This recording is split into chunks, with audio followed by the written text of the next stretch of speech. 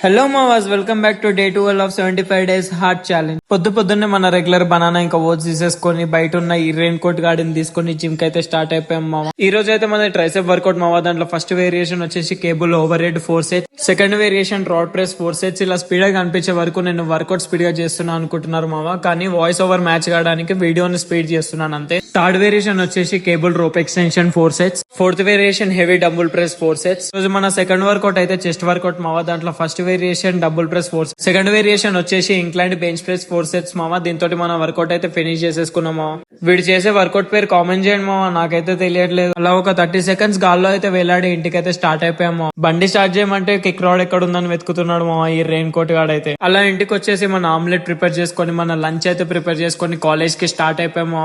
ఎలా ఉన్నామా ఇన్ని రోజుల తర్వాత సెకండ్ టైం కూడా మనకు సీట్ దొరికేసింది మా. చదువుకొని ఏదో ఒకటి చేద్దామంటే ఆపడానికి వీలైతుంటారు మా. చూపుతో